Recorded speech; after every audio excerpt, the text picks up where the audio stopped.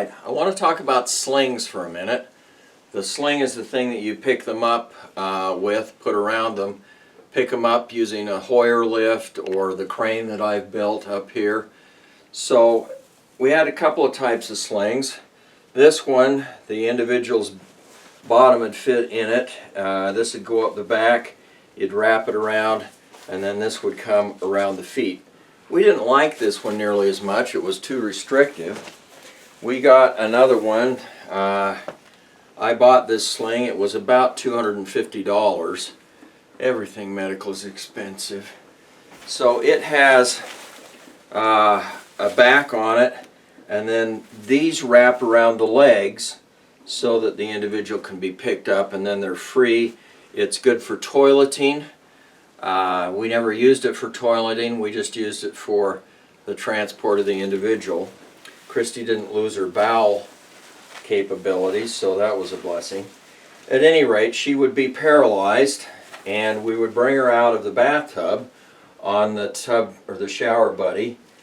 And you could do this yourself, but it was best if we had two people.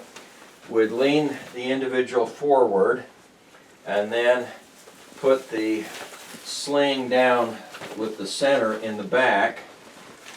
Make sure that both sides come out both sides.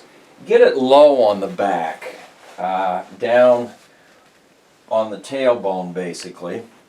Then this part goes under the arm. It all goes under the arms. So we'd always have her lean back, as a matter of fact, because they can't breathe when they're sitting up. The arm rest goes under the arm, and I've got it funny here. You always have to play with it. So it goes under the arm. That's cheating, you can't do that. Goes under the arm. Then there's a piece that comes across, so we got to get them both under the arms. And if two of you are working on it, obviously this is easier. But it comes across. You fold the Velcro piece back in so it doesn't catch you and catch everything else in the meantime. You strap it on and you keep it low. The lower you keep it, the better off you are. Make sure that you get it under the arm. Then this, you don't bring it under the or around the chair arm, you put it under, and then you have to lift the leg and you put it under. Our chair didn't stay stable, which happens. Straighten it out underneath and get it up a little higher on the individual. If you get it too high, it tends to give them a crotchy. If you get it too low, they tend to fall out of it. So you have to lift their leg up, put it under, straighten it out, and bring it up and around. Then, so that her legs didn't just fall apart, we would always tie Christy down. Make sure that you don't put it under the leg on the chair, but would bring it up and then tie her legs together like this so they didn't just split apart.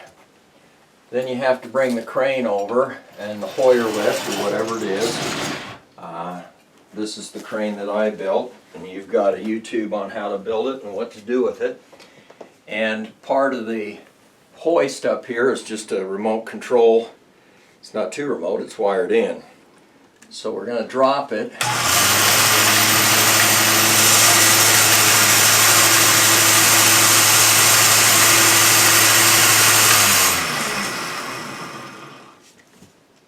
You put the straps in on the yellow, and you put the yellow and the blue in for a safety catch. So now we're caught twice in the hook.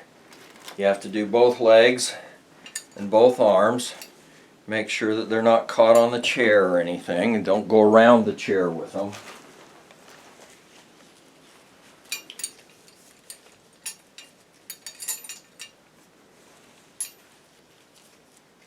We've now got the chair fixed up, and we would always bring the chair to level before we picked her up. You kind of have a problem because any way you look at it, it kind of hits them in the nose. So you pull it out a little, and then you lift it up.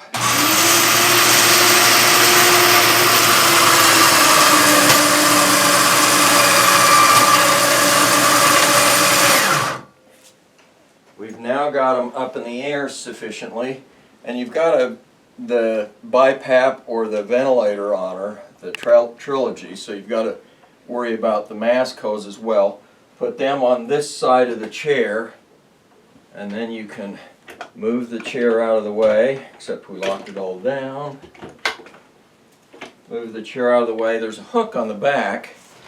You can just pull them over, and then we would pull Christy over to the bed, and we had a bed that's set up. So we'd usually put her down sitting up. You surviving? Yep. It's not too uncomfortable. No, it's not. We'd bring her over. Christy was a little more uncomfortable in it, just because she couldn't move at all.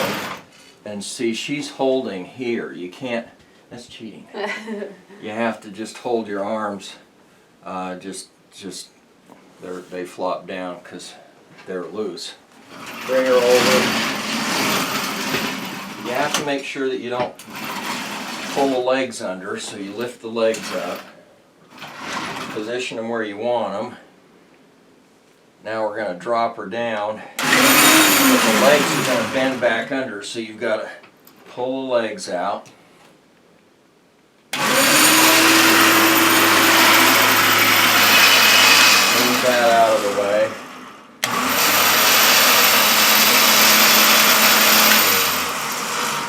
And yep, I climb up on the bed. Usually I have my shoes off. This is the purple bed. We like the purple bed. Undo the hookies.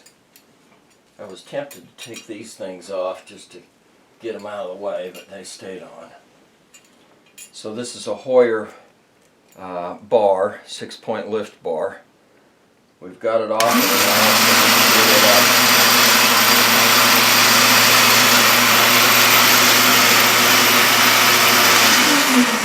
Out of the way, and you can pull it out of the way. Then you've got to unstrap the leg. One side's soft and one side's itchy, so you always pull it so the soft side touches them. We didn't do the seatbelt. There's also a seatbelt which I should have done. Man, it's good you didn't fall out. There's also a seatbelt that should have been clipped in when we were pulling her up. So you unclip the seat belt, undo the things, fold that back, the Velcros. Then we've got the arm. You can lift the arm up and out, lift the arm up and out, and then you have to lift them a little bit. She's too easy. That's cheating. You don't get it. Pull it out, throw it around, and then pull them back down and put their head on the pillow. You usually have to, she can hold her head up. An ALS person can't hold their head up. So you've got to support the head at all times. And when Abby was helping me, she would do the legs and I would do the head. And you have to support the head forward and backward pretty much the whole time you're doing it. So that's the crane lift. We got you on in one piece. Pull this one out from under, and we've got the sling ready to go for the next time. Sound like a plan?